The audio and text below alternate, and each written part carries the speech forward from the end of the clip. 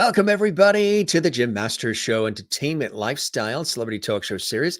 Hope everybody is doing well. Thanks for joining us. Always a pleasure to have you here with us because we always have amazing conversations, poignant moments, lots of surprises, great entertainment.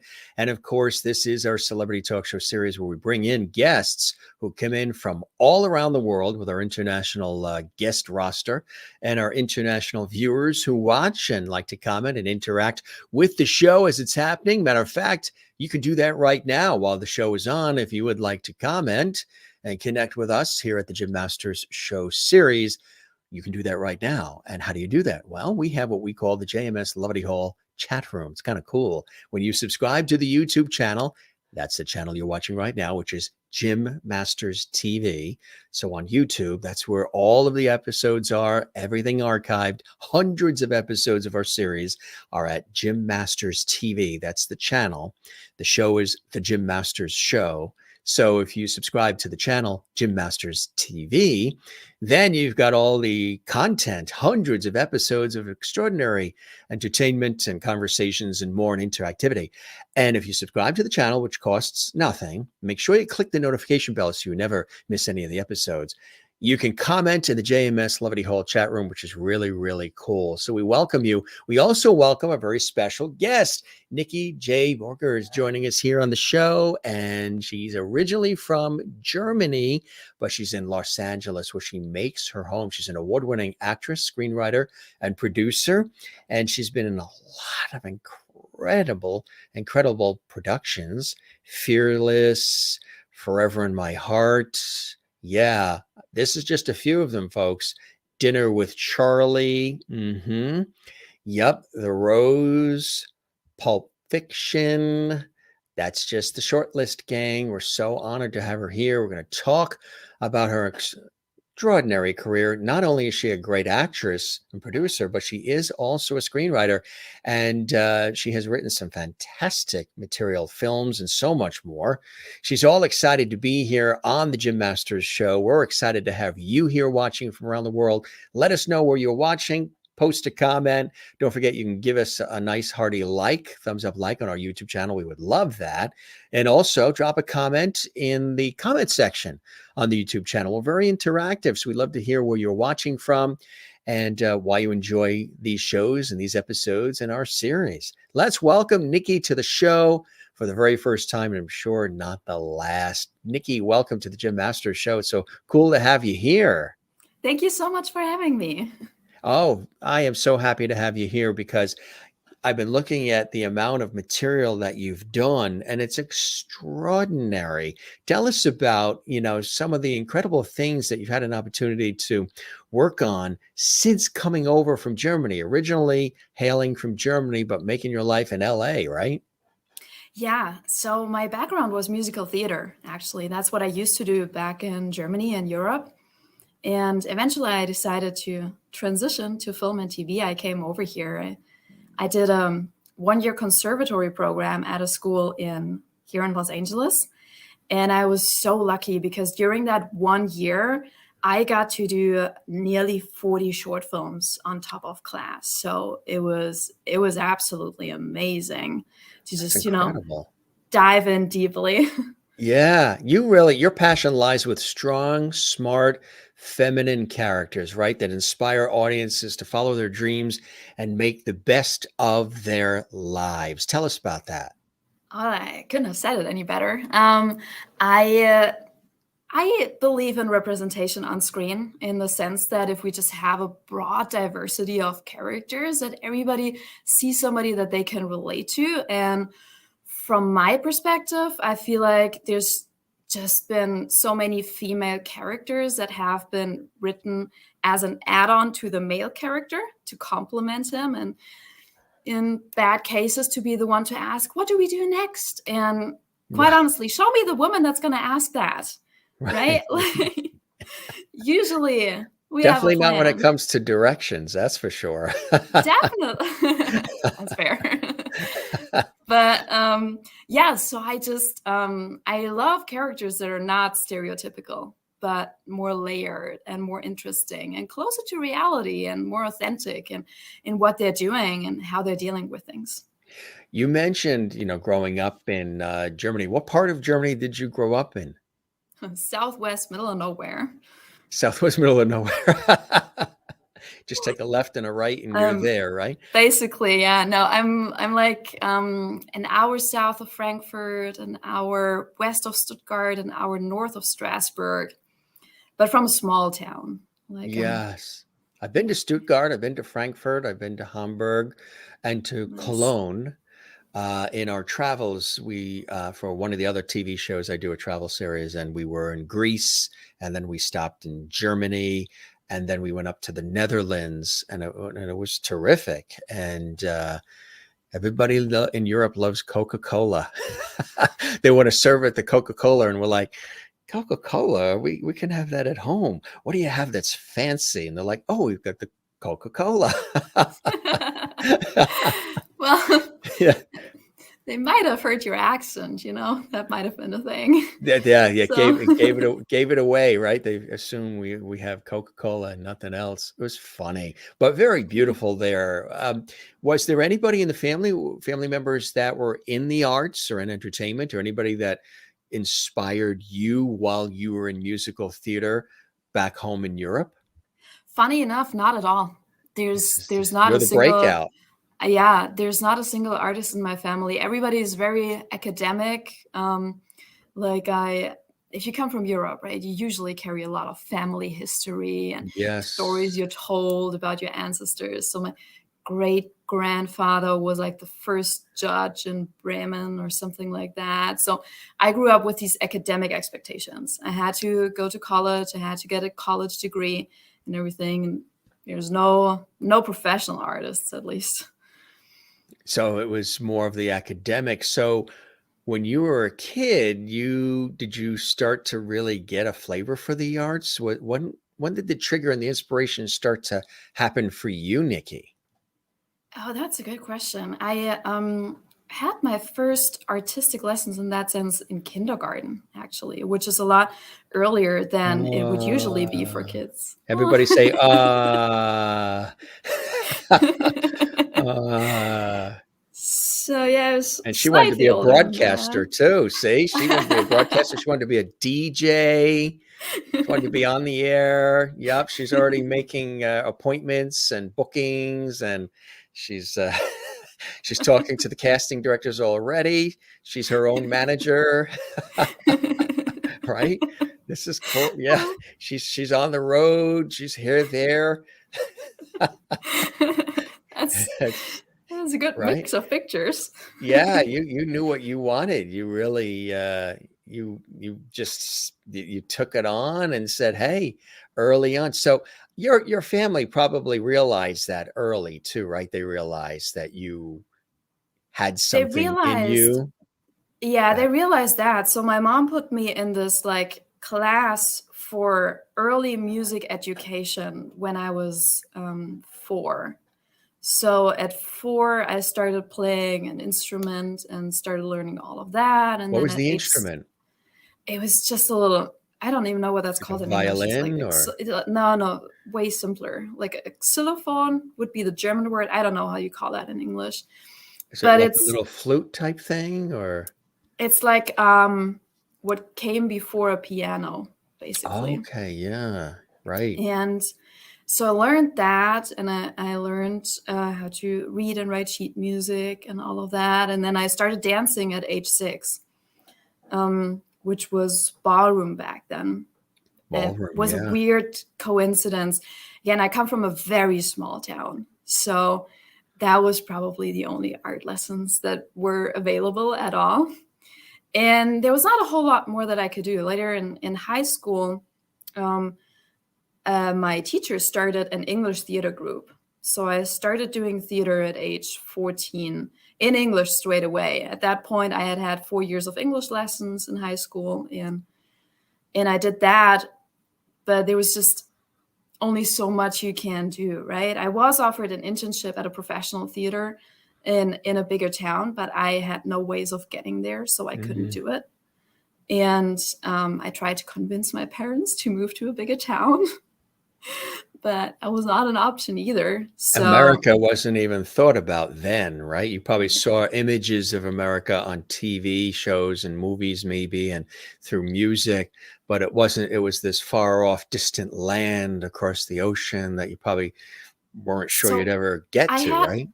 I had been to the US You quite had a lot. at My an early when you were a kid? Mhm. Oh, that's Yeah, great. first time I was 5 months old, I think. Wow. Yeah, actually a little less. Yeah, 4 months. It was in September 1988. So I was 4 months old. My parents took me to New York and then to Florida. And we traveled to the US about once or twice a year until I was 10, just because my actual father loved it so much and he liked coming here. So I have been here a lot, but moving somewhere else, totally out of the question. Right, exactly. Yeah. So you're in musical theater and you're taking ballroom, you've got the instrument. What happened from there? Well, from there, I graduated high school and I had to do an academic degree. So I went to you would call an Ivy League school and studied political science. You did. I Wow. did. Did you enjoy it? Not really. No, Yeah. no. That is the nice version. I did not like it at all. I didn't fit in there at all. I would teach dance, so I worked as a dance teacher part-time just to get some artistic time in, and I trained a performance group as well and performed with them and performed in festivals and stuff. But there was no time for theater or Mm. anything. But yeah, and I'm from an old German family, right? That's kind of what I had to do to get a decent college degree. Everybody has Volkswagens and Audis and Yeah, and a lot of expectations. and a lot of the sort of the upbringing and but you were, like you say, sort of the breakout. You had this artistic bent that you were leaning into, which is kind of cool. So as that's all going along, when did you make the decision to say, I'm going to America to test things out? Hollywood, Los Angeles, just the US in general. I think I got to back up a little bit for that question. There was in my last year in college during my master's degree, the last couple of years, I had two severe health issues. Mm, First, I got mononucleosis and was out for 3-4 months. it's a And tough then one. I Yeah. had a slipped disc in my back the year after. Huh. And the doctor told me that I would never dance again. And both of those incidences made me think, it was like, okay, what is going wrong? Like, what am I doing wrong? All And these things that are happening. Yeah. yeah, and thank God I had an amazing physical therapist that I worked with that showed me the connection between emotions, thoughts, and your body, right? And helped me figure some stuff out. And from there, it was clear that I want to actually enjoy my life. I want to have a good life. I want to do the things I like rather than the things everybody expects me to do. So I applied to musical theater school. I got in. My family was not happy about it, but I didn't really care. It took them about a year. Then they caught on and they were like, okay, that's fine. You can do this. We're supporting you. I did musical theater school, and then, which was the hardest thing I had done in my life up to this point.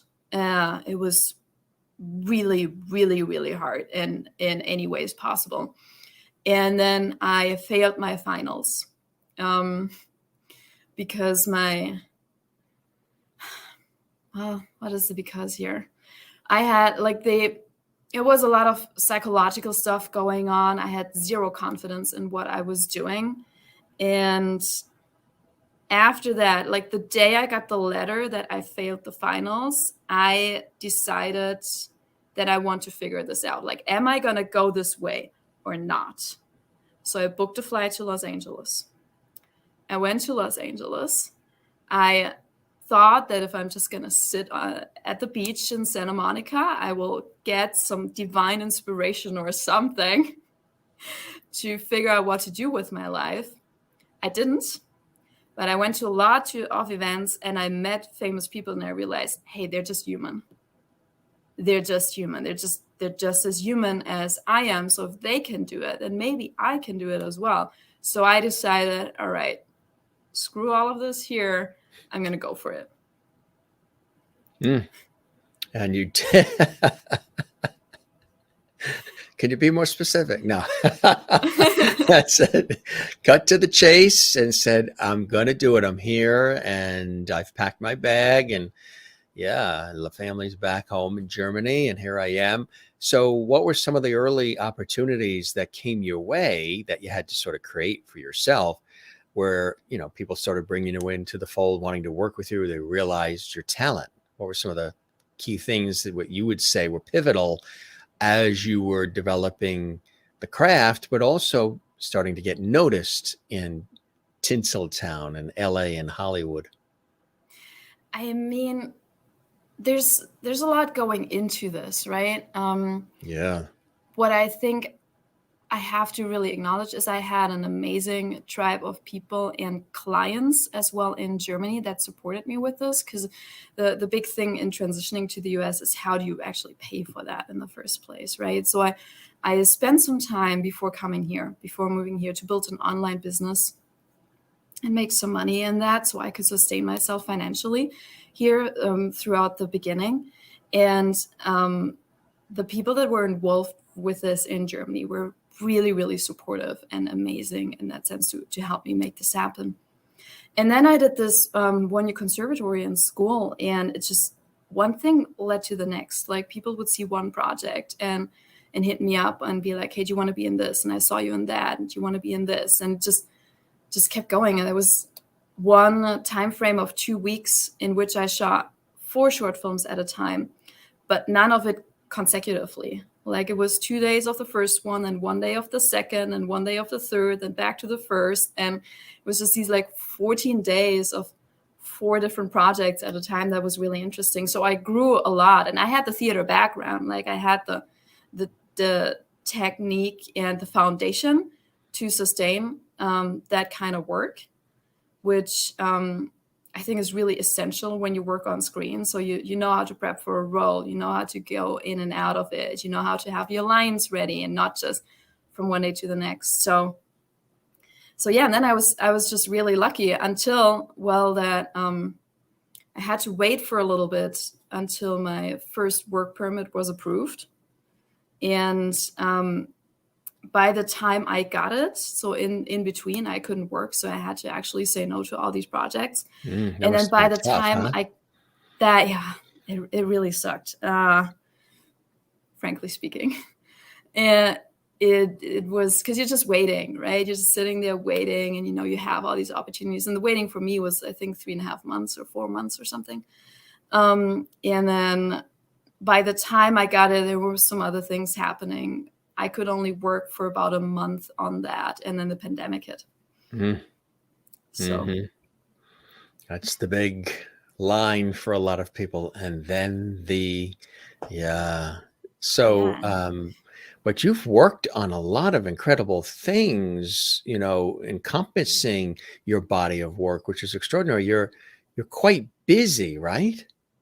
I am, yeah. Oh, what I just wanted to add, you had a picture of me in the beginning, Pulp Fiction. I was not in Pulp Fiction, just to clarify. That was just a reenactment, but I really, really loved the scene, so I put it out there. Very nice. So that's what that is that you sent along to us. That's you reenacting it? That was me reenacting it. Yeah, very cool. The opening scene, the Honey Bunny scene. It was part of the graduation from the 1-year conservatory. Was this done? So this was in Germany? No, this was here in LA. Yeah. Because he looks like he would be from Germany, doesn't he?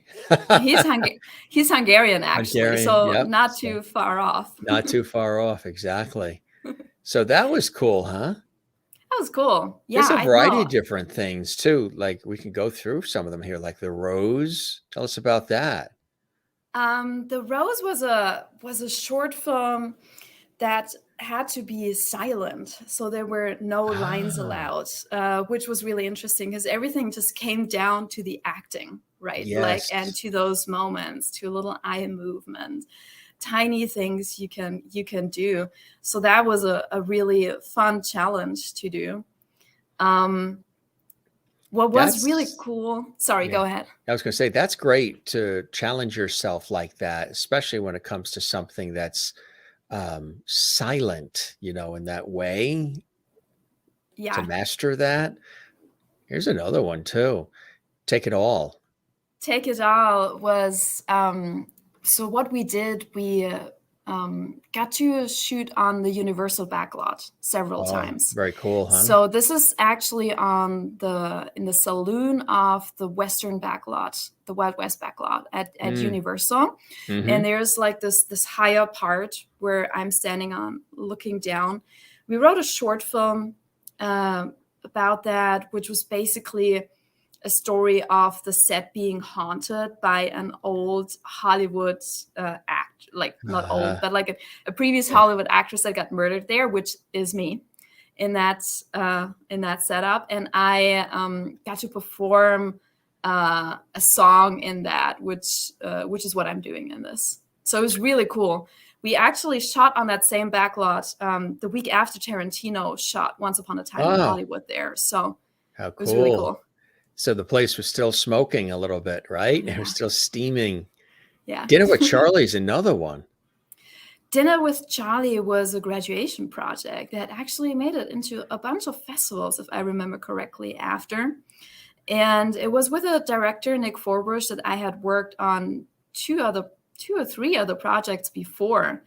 And what happens is if you work with somebody and you get along, you kind of find the same language. Yes. It's a lot easier to work with them again, right? So this and they want to work with you again too. Yeah. Which is always nice, right? Yes. So that was a fun little project about one of the family members deciding that they're Charlie Chaplin now. You can see her in that frame. She's doing stories. She's doing this reenactment of Charlie Chaplin. To get into it, she's pretending to be Charlie Chaplin in everything in life, and it just creates this whole mess. That's amazing. I can imagine. How about Fearless? Fearless was a little cute scene we filmed in, and I'm actually with the actor Ivan Dubrovsky in this, who you can see in the film as well. He's a TV star from Russia. He was a regular on one of the most successful TV shows a few years ago in Russia, playing a hockey player. And this was a short film about loss and guilt, in a sense. So the woman had taken on the responsibility to take care of a child, but then she didn't fulfill it, and the child was in danger to die. So she's just trying whatever she can to help the kid, right? But it's not working. So that was a very emotional scene out of that. Yeah, that looks at Forever in My Heart's another one. Forever in My Heart was another short film that. No, hold on, that one had lines. Sorry, this was a proper short film, right? And it was about two young people, which happens a lot. They were about to graduate from college, but they didn't. Not from college, from high school, but they didn't get into the same college. So they're like at this point, like it's this last night together. Of seeing each other after having dated for a long time, but they know they're gonna go separate ways because they know that if they sacrifice their future for each other, they wouldn't be happy. Which happens all the time. It's very tough. Absolutely. Sweet Summer Child. Sweet Summer Child. Another one with Nick Forbush. That was a comedy about a couple where the husband believes himself to be an actor in Game of Thrones, basically. He believes himself to be with, oh gosh, what were they called? The ones at the wall that protect everybody else from the dead, scary ice people. I'm not good with names with that. He thought he was one of them. Yeah, he thought he was one of them. It was driving her nuts. The Moose. The Moose was about, that was a micro short. So the challenge here is that you have to tell a story in like 3 minutes or less. And in this particular situation, it was the battle of a woman against the cork in a bottle of wine, so she can get her break from everything that happened that day. And you can't see it, but like on the wall on the side, there's like a fantastic drawing of an actual moose. Wow. That is watching this entire thing The whole going thing. on. Land of the Snakes. Land of the Snakes was a proof of concept that we filmed about the lengths some people go to make it happen in Hollywood. And I am playing a really bad guy's assistant that is under a magic spell. That she has to, he basically uses her as a puppet. And that's one of the images you see there. He made her seduce somebody, so he could use that person as well. Wow, that's very dark. Yeah, I was going to say a really interesting concept. Here's another one, Ambush. Ambush was a short film about, it was for veterans, you could say. Like what we try to convey here is that when people come back after having served, there's so much they can't really talk to their families about because nobody understands, right? You don't understand unless you've lived it. Yeah. And the main character here is really struggling to find his way back in normal life and is not letting his wife in at all. So he doesn't let her help him. And she's trying to convince him that, hey, we're married. We decided to do this together. So whatever it is, I'm here with you. And they're having that conversation and figured out in the end. Yes, absolutely. We actually have some trailers too that we want to show. Unlimit Yourself. Tell us about that. That's a cool one. Oh, thank you. Unlimit Yourself came actually from the pandemic and my background in coaching, which is what my business was in before coming here. When just everything was going south and everything was struggling so much, I felt like I really wanted to give something back and I really wanted to help. And I personally am a firm believer in doing the inner work first, and then a lot of it figures itself out, right? So if you are able to change your limiting beliefs, or if you are able to let go of some emotions that hold you back or anything like that, then a lot of the stuff happens in real life just by itself, right? So that was what Unlimit Yourself was about. The stuff that people were able to do at home while stuck there to get themselves unstuck from certain situations. And this is your baby. This is your creation, right? This is my creation, yeah. Here it is, Unlimit Yourself. It's so apropos for our times, folks. There's a wonderful message in this to unlimit yourself and make it limitless. Here we go.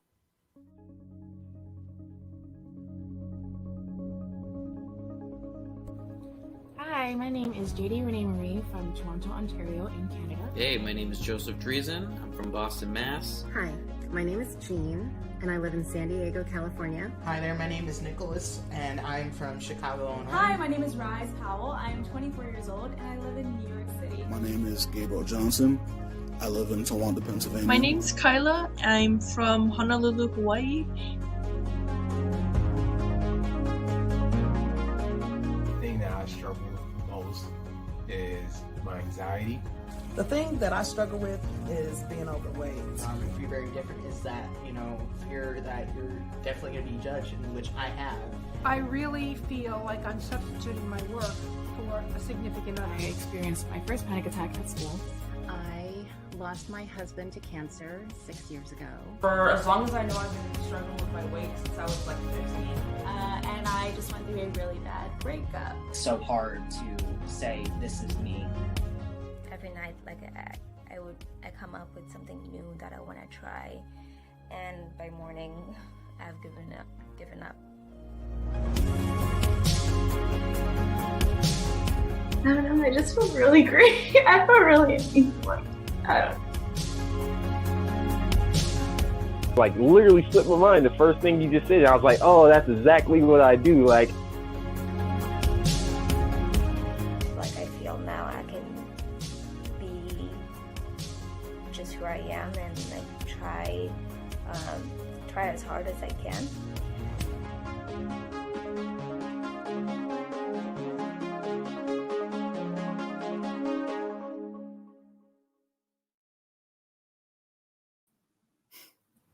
Very cool on so many different levels, huh? Still makes me so emotional to see that. Yes. And the fact that you also were able to gather up so many people too, which I think is amazing, who have been willing to share their stories and be so authentic and open. Yeah, I appreciate you saying that. It was quite a process to get people and get experts and get them matched. So I think we ended up with 16 episodes, if I'm correct, on that first season, but I probably had twice the amount of people that originally volunteered to do this. It was just so much coming together, scheduling, theme-wise, how to work. Not everybody of those applicants was ready for this format as well, right? Because you want to still do this in a way that it's safe. And so even if people at home go along and do along what we were doing, that kind of deep transformation work, that it would be safe and perfectly fine for them to do so. So a lot of coordination ahead of time. But yeah, really, really, really, really cool. So meaningful. In a So way, many right? levels, right? Yeah. And that's incredible. Great work. And that's just the trailer. Where can people see the full thing? First of all, thanks for saying that. The episodes, they're all online on my YouTube channel, actually. If you just put in Niki J Borger, there's how do you say that? Like one line, one row with all the episodes in a row. It there. Right, exactly. Let's say like a playlist.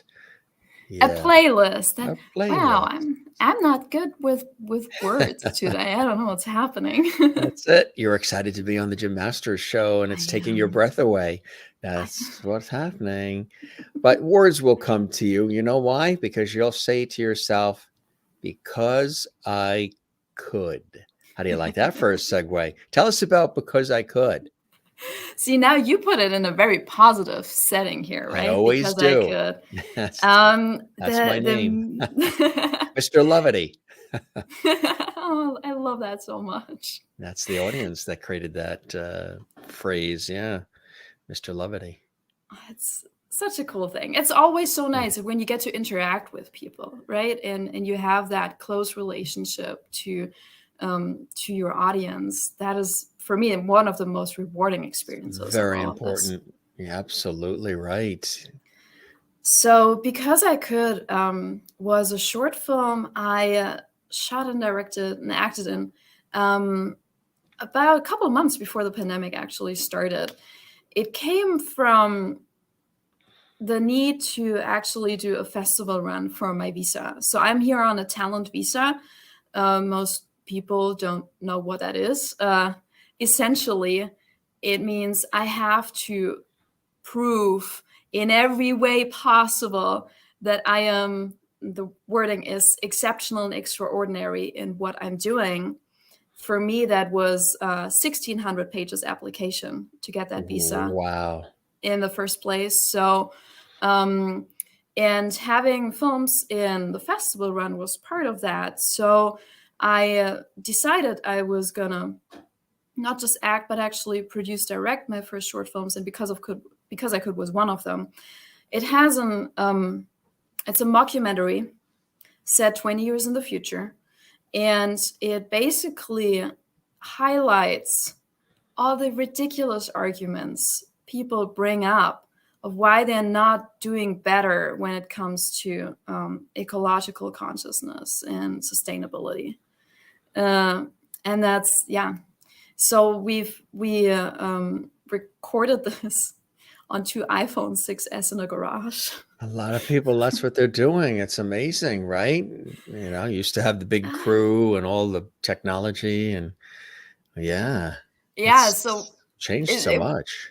It was my first project, right? So I was just like, okay, let's see what I can get together and do my best. And despite it being done so simply, it went around the world during the pandemic in festivals. I was like, one experience that was really cool, I got nominated in Kuala Lumpur at the Echo Film Festival, and they had an online awards ceremony where the Malaysian Crown Prince gave a speech to us nominees. The things that we created and how impactful that is. So that was a really cool experience. It's amazing. I imagine too, you really were very excited when you were filling out the 1,600 pages in order to get that visa. That one part, I think it was in page 1,254, what it said, one of the things you also had to do in order to get the visa was appear on the Jim Masters Show live series, right? And you checked that immediately. Said, well, of course, I know I can do that. My next application is coming up, so you will be in there for sure. Put that in there. Absolutely, we were there because you could. Here is Because I Could, a little trailer. Enjoy, everybody.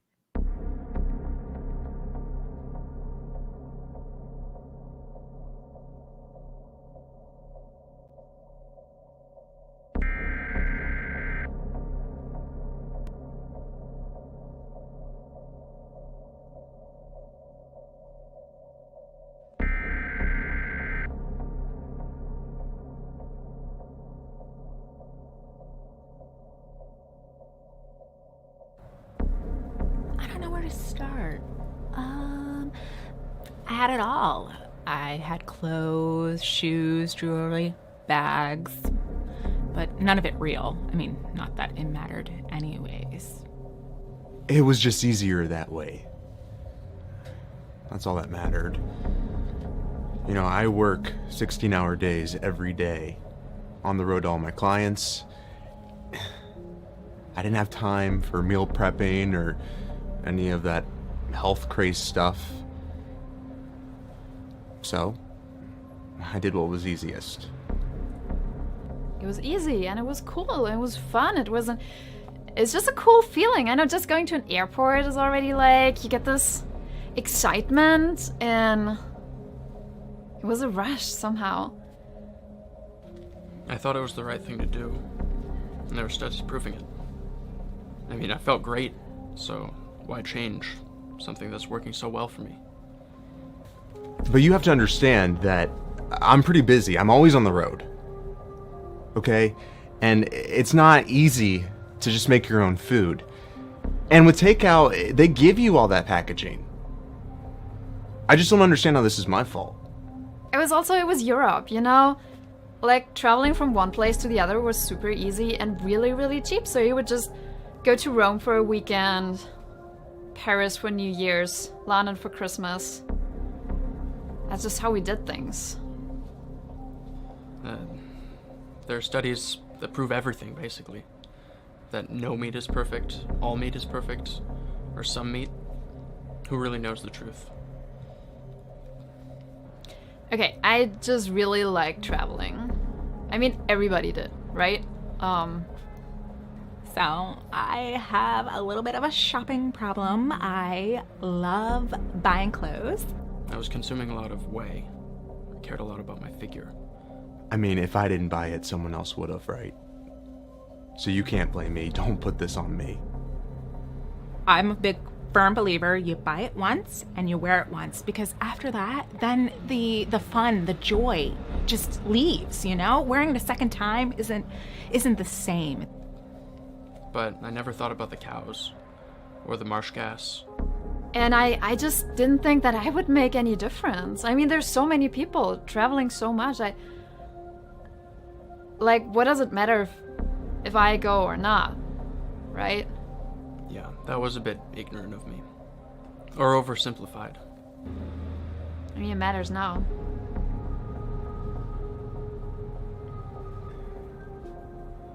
I never wanted to hurt anybody. I never wanted to be the reason for anything bad in anyone's life. And you need to understand that. But there's also this anger towards everyone else, right? There's this feeling like, oh, we should have done this together. We just should have done this together. Everyone. And then we could have, like, made it happen. So, yeah, I do feel responsible to some extent. I mean, I know I was part of it too. So I'm trying to take responsibility, but it's not just me. There's a lot of us. It's just, I'm an addict to clothes.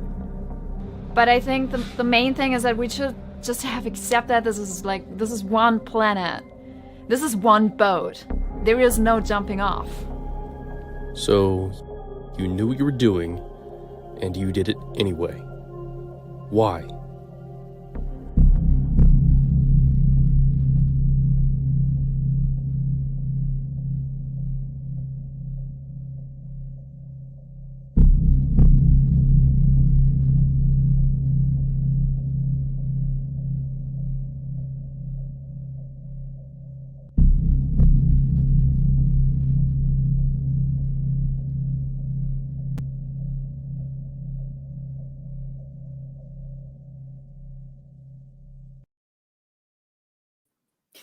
Quite amazing, huh?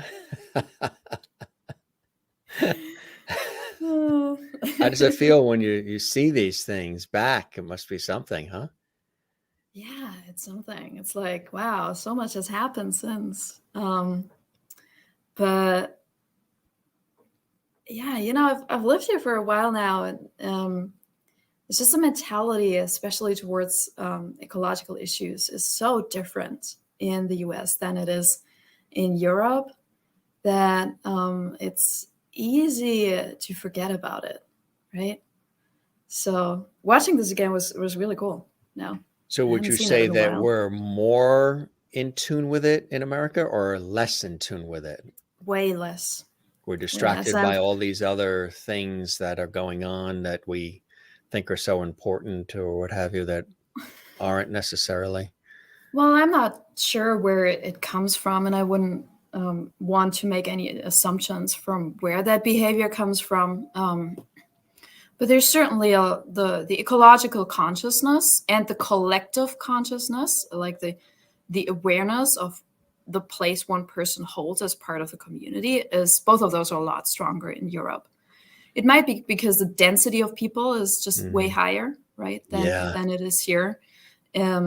But there's people try to take care a lot more about how they treat the planet, what they do, right? So the four problems that we have in the short film is the trashing, like single-use plastics, all of that, the jet setting, flying short distances, especially eating too much meat, or especially beef, right, because of everything that comes from that, and fast fashion.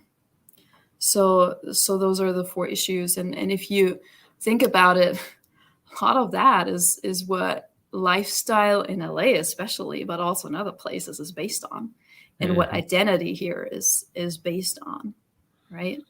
So in Europe, people are moving towards different things. It's cool to be ecological conscious. It's cool to go by bike, right? It's especially in the Netherlands.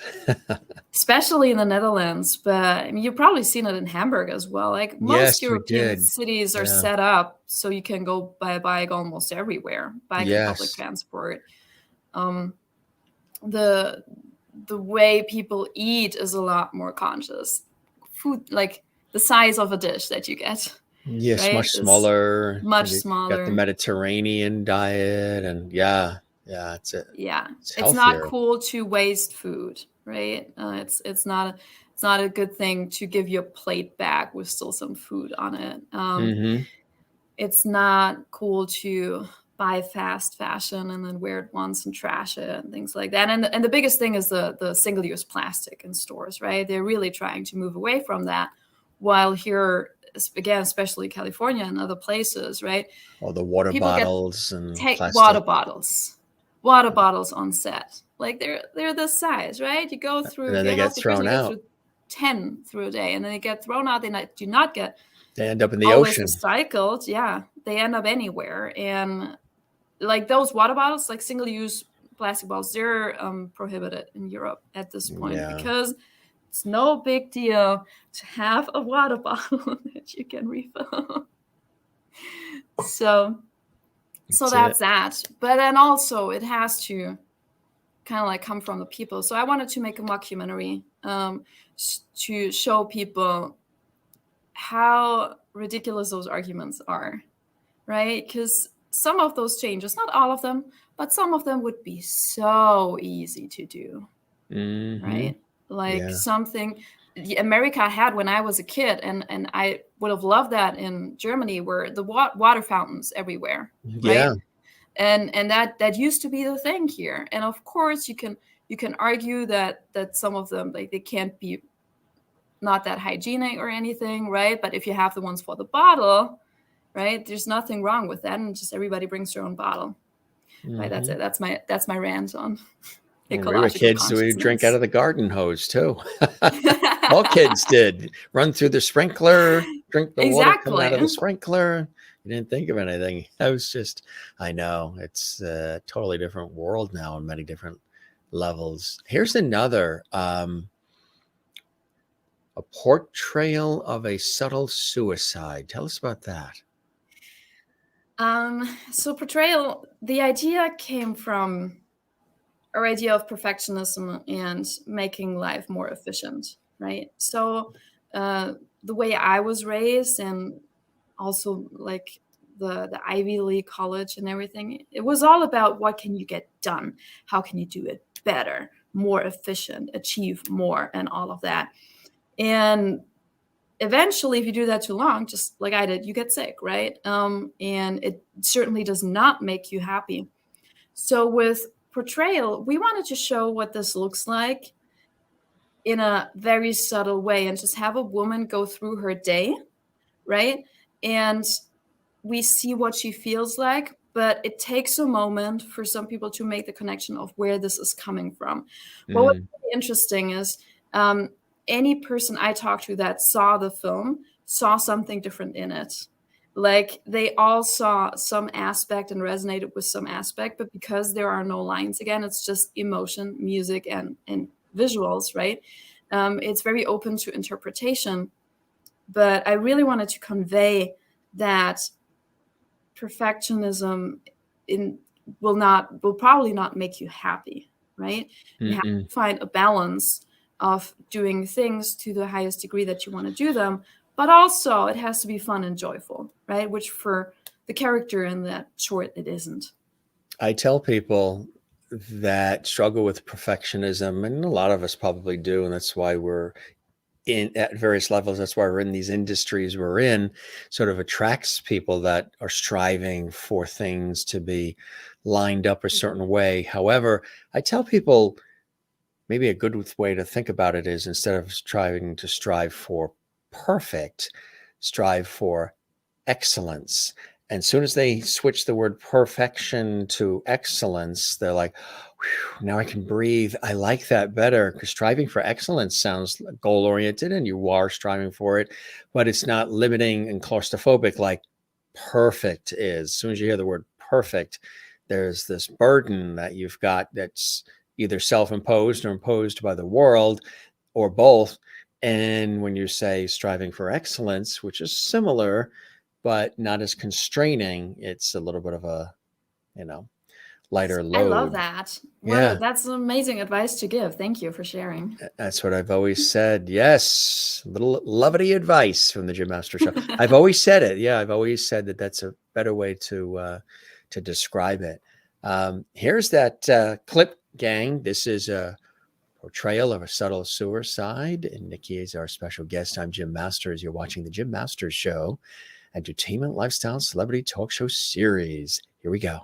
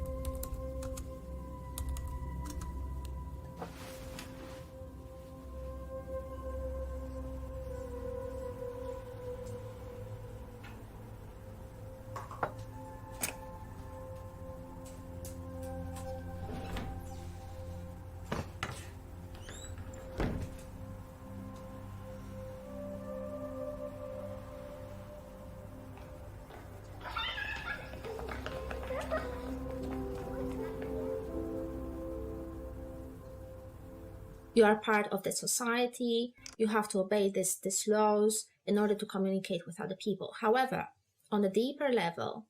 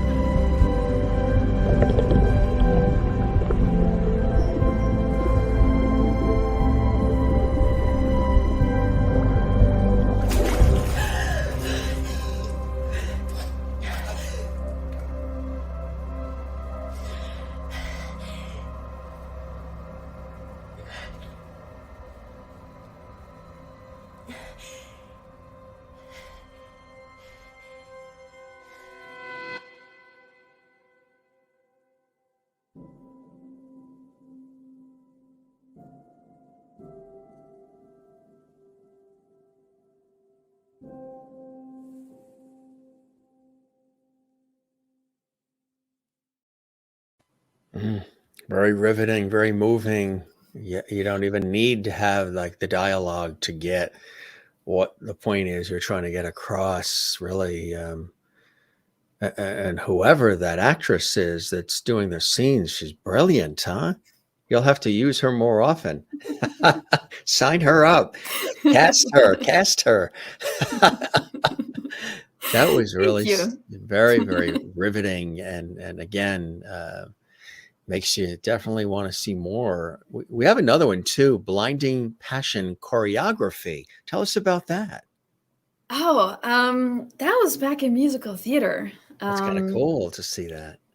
I was fun fact. So I was born without 3D depth perception, and I had a ton of accidents as a kid. Like I broke my nose and I lost my front teeth. I broke my collarbone, all kinds, just because I couldn't perceive how far things were away, or like if I were going to hit them or not. So I was always horrible at sports and would usually hurt myself. So me getting into musical theater was already a big deal. But then when I did, I was perfectly fine with dance until it came to acrobatics. But acrobatics it's part of musical theater, right? So eventually in my last year in school, I decided to face this issue heads on with my best friend, and we decided to do an acrobatics choreography. And that's what it is, Blinding Passion. And we worked on it for, I would probably say, for about 9 months. And then we got to perform it in the school as well in front of everybody. And then we recorded this video about a couple of months later. So the video that you're seeing, we hadn't done it in a while, but I still wanted to have like a memory of it, just because it was such a big step for me ahead to do this voluntarily and to just face my fears head on. So which is really important, facing those fears. Absolutely. Yeah, this is another winner, gang, here on the Jim Masters Show. Let's take a look at that. Blinding Passion. It's the choreography.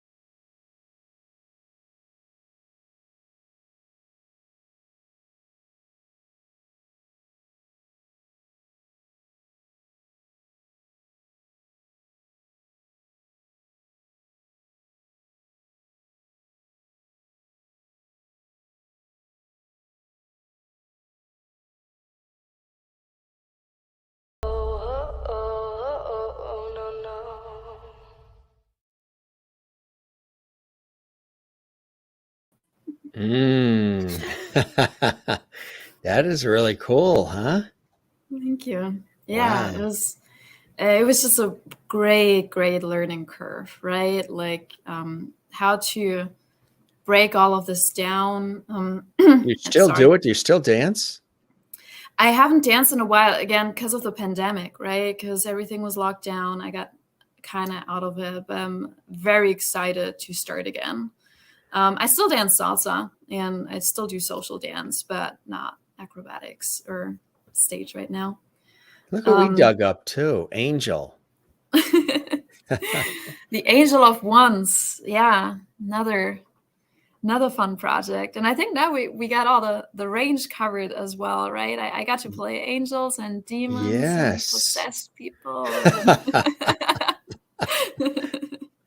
You should be in Washington, D.C. A little of everything there, right? It probably can be said about any capital, but yeah. That's a great shot too. Do you do modeling at all? I did do modeling. Yes. Yeah. A little bit. Yeah. That was back in Hamburg. I got to work with a fantastic photographer there for that. There's also other things coming up too, right? That you're excited about? Yeah. So we use the time of the pandemic. That is my business partner and we used the time of the pandemic to develop a sitcom, which you see there, The Marriage Deal. And then also a superhero franchise called Ascension. So yeah, we're currently working on proof of concepts for all of them. And they are on the pitch. So fingers crossed, something big is going to happen there soon. Yeah, the latest diary is a short film I wrote. Black Pearl is part of the Ascension franchise as well. That is cool, huh? So yeah, Eternal Tides is so close with this one. For it to be coming to fruition and actually happening in reality. Mm-hmm. Yeah. Wow. Here's something else too. Is this Dolce pacing? Oh yeah, that was another backlot shoot. That was at Universal as well, and the exercise here, it was a short film that was set up for different blocking movements and camera perspectives, basically. I have no clue where the title comes from. I know. It's yeah, that was a dance class. That was also a short film I got in last minute. I think it was a graduation short film for USC or something like that. Did the festival run and did really well in it too, if I remember correctly. That's incredible. I mean, so many really cool things that you're doing and that you're working on. And what brings you blessing and joy to continue doing all of this? You know, you came over from Germany, made your home now in the United States. So you're here with the visa, working hard, making your name, creating. You know, you're a screenwriter, creating all of these things. You're a producer, you're an actress yourself, so you can see everything from all the different viewpoints and angles, being a performer as well as behind the scenes, which is sort of like the ultimate. So you can really appreciate all the different puzzle pieces that it takes to put something like this together, all these different things. What are some of those continued blessings and joys in your life? Oh my God. The biggest blessing in my life are the people in my life, for sure. I have an amazing group of friends. I have the best brother on this planet. I have so many people that support me, and every time I question everything, which does happen, and well, I guess everybody knows that in entertainment or in the arts, right? You have these moments where like, why am I doing this? What am I doing in the first place?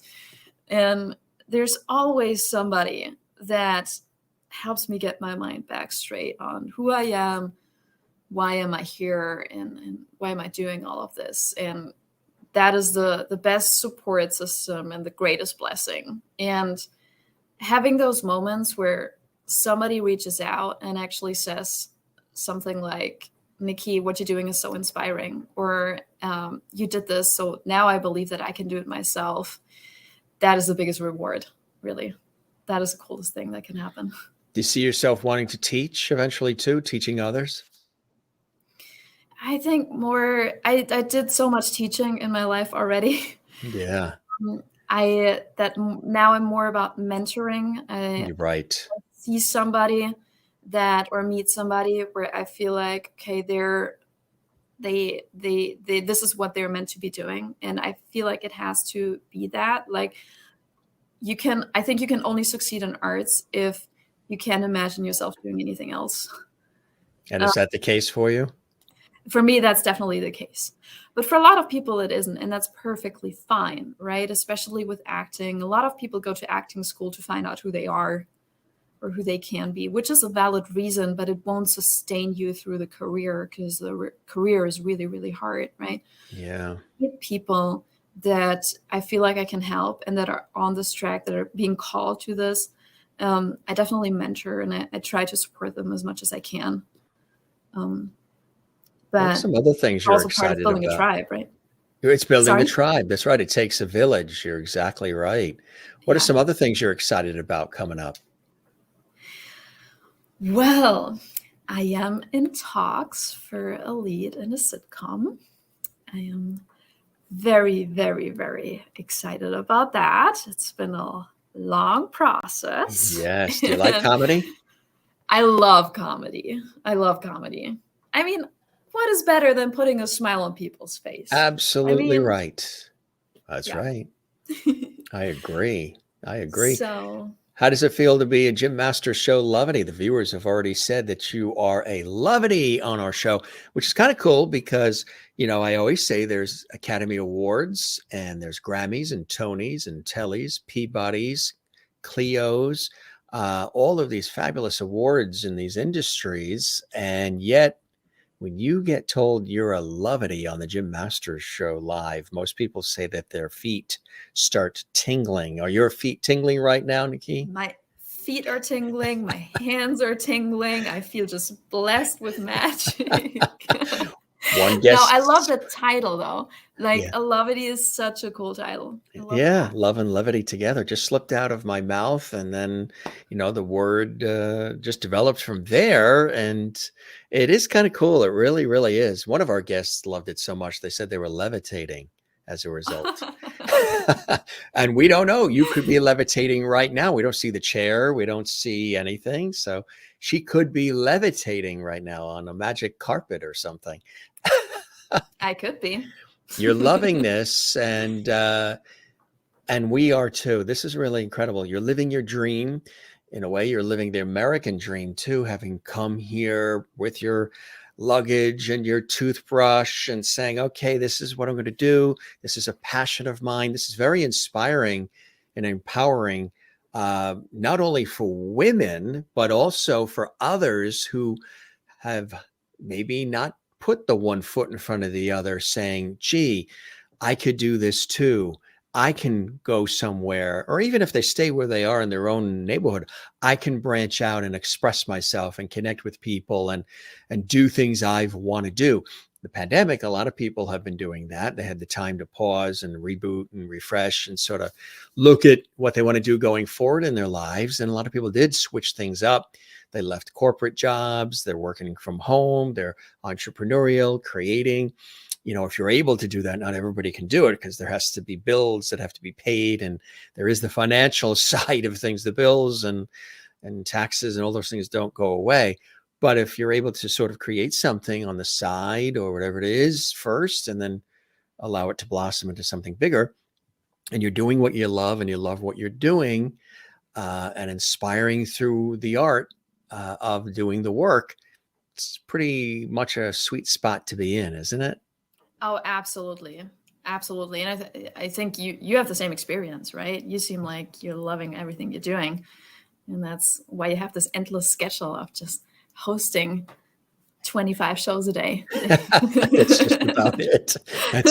After this, I'll be going and I'll be doing a radio show right after this. And then we have a TV shoot. And then, it's all part of it. And you wear all these different hats with all these different entities. And in my case, stations and networks and production companies. And it's really, really cool and love it as you do as well. And okay, this was really amazing. A nice little sampling of the breadth and scope of your story, your journey from Europe, from Germany to LA as a child, then getting into musical theater, learning an instrument, and then, of course, really being the breakout within the family in the world of arts and entertainment, and creating so much already in this span of time, with much more to come. Good luck. Keep me posted. Good luck with the situation comedy audition. We hope that that works out for you. And we're going to keep the porch light on for you too, and welcome you back anytime. And of course, we've got to thank our mutual phenomenal friend, big fan of the Jim Masters Show series, Chris Corman, who we love, who's just amazing. Chris, we love you, and thanks for watching and commenting and all. Absolutely. Lovity. He's already a Lovity. He was a guest on the show, and he became a Lovity day one. Once you're a Lovity, you're always a Lovity on the Jim Masters Show. Aww. So we'll keep the light on for you, and I hope the show met whatever expectations you had, and you enjoyed the time with me as much as I have with you. Believe it or not, we've chatted an hour and 15 minutes. Wow, Doesn't that seem time that, just right? flew past. Which I take as a compliment. Everybody, when they say that, I take it as a compliment, because it's not interviewee, it's conversational. You and I and the viewers watching and commenting, and it's just like we're having a cup of coffee and we're talking about our experiences and exciting things happening. And that's sort of the style, a little of an old school style, the way the talk show hosts used to do that. There would be more time spent and it was more warm and conversational. And then we thrust in the modern vibe of today with it. So blending of those two worlds together with JMS. But this was really amazing. And people, of course, can go to the YouTube, then go to your website to learn more about cool things you're working on. And there's a gallery of photos and all kinds of cool things there as well, Niki. Thanks for stopping by the show, and hope you spread the word about our show. If you know other folks you think would like to pop on, folks you work with, act with, and whoever, they're all welcome to join us. And really hope you enjoy the time with me as much as I absolutely have with you. Well, thank you so much. This was amazing. I really, really appreciate it. I had an amazing time. So thanks a lot. And thank you to everybody watching and supporting this. Absolutely. It takes, like I said, it takes a community, a Lovity village, or as we call it, the Lovity squad and the Lovity family from around the world. And again, you're amazing. Keep up the extraordinary work. Continued blessings and joy in your life. Keep creating. Let's definitely stay connected. And hopefully at some point, if you're here on the East Coast, in the Northeast, New York area, between New York, Boston at all, or I'm out in LA on a TV shoot or something, I'll let you know, and maybe we can all hook up and connect. That'd be cool. Yeah, awesome. Right? I'd love that. You be Same well, here. And thanks for all the time. This was really fantastic. And what are you going to do next? Make a sandwich now or something? Probably. Yeah, actually finish my coffee. Finish the coffee, right? And what was it say on the mug? She needed a hero, so that's what she became. Holy cow. Is that so apropos for this conversation and the feeling and right? And nice cup of coffee. My coffee has turned into iced coffee now. I make it and it sits there, and then I'm like, I don't get to it. So I end up having to, I don't want to keep reheating it. So I just either put hot water in it or I put ice cube in it, and it becomes iced coffee because I get so busy with everything. And I'm sure you too can concur. Yeah. So now we know our lesson today, one of the many lessons. Trade off that perfectionistic word for excellence. Strive for excellence. Jim Masters sending out some lovity there for everybody who's struggling with perfectionism and trying to have everything be perfect. Doesn't mean that you're not striving for, greatness or for good things, or that you like all your I's dotted and your T's crossed. We do love that. It makes things easier and neater. You still do that, but maybe take the word perfectionism out and replace it with striving for excellence, and it sort of lightens the load a little bit. At least that's how I've looked at it. So I'm glad that you enjoyed that. For sure. No, that is such amazing advice. For That's sure. it. Well, Niki, thank you very much for joining us. And you're welcome back to stop by the Jim Master Show anytime, my friend. Okay. Thank you so much for having me. I really appreciate it. All right. Sending you love from the East Coast to you on the West Coast there. We'll see you soon. You be well. Okay. You too. Thank you. All right. Cheers. How would you say, we don't say goodbye around here. We say see you later. So is it Auf Wiedersehen? What would you say in German if you were saying? Yes. That was pretty good. Auf Wiedersehen. It's very formal though. I usually say tschüss. What do you say? Tschüss. Tschüss, which is like take care, or catch you later. Bye. Yeah. Oh, tschüss. Yeah. Tschüss. Very good. See, we learn something new every day. You be well, my friend. Take care. Thanks. You too. All right. Bye-bye now. Jim Masters here. You're watching the Jim Masters Show series. Tschüss. We learned that word. We've been saying Auf Wiedersehen. Now, we don't say goodbye around here. We say see you later. Ciao, cheers, Auf Wiedersehen. Now, we'll throw in tschüss. We say moilu, hajda, which I believe is Swedish. Moilu, which is walk well in African. Slancha, the Irish cheers, which, of course, you know I love having Irish in my blood, English, Irish, Swedish, and French. Cheerio. And let's see, sayonara, shalom, take care, be well. Hey, gang, if you enjoyed this episode, give it a like. There's a like button on our YouTube channel on all the episodes. Maybe not as fancy schmancy as this one, but it is there. Click the like button and drop a comment for us. Leave a comment. Connect with us. Leave a comment. When you do the like button, when you actually do click the like button, it allows our episodes to be seen by more people. So you're actually helping our show big time when you click like on the episodes, when you leave a comment underneath the episodes in the comment section. And of course, when you subscribe to our YouTube channel, which is Jim Masters TV, where we house hundreds and hundreds and hundreds, all the episodes here on our show. We thank Niki for joining us here, coming to us from Los Angeles, California, originally from Germany, award-winning actress, screenwriter, and producer extraordinaire. Look out for her work. She's got so many incredible things that she's producing and creating, acting in, writing, producing for the good of all of us. Gang, thanks for being with us. Again, we don't say the goodbye. We say see you later, and don't forget to relax. Take care of one another. Love one another. And don't forget to take care of yourself. Stick with us. More great episodes coming up. If you want to binge watch, our YouTube channel has hundreds of episodes, like over 900 episodes that you can enjoy and watch with great guests, great conversation, and of course, all of you. I'm your host, Jim Masters, thanking you for your time this time. Till next time. Thanks for all the great comments, all the fantastic enthusiasm. You can find me on social media at Jim Masters TV on Instagram, Twitter, Facebook, and also, of course, our YouTube channel right here for you, home to the Jim Masters Show live series. Be well, take care, and Auf Wiedersehen. Cheers.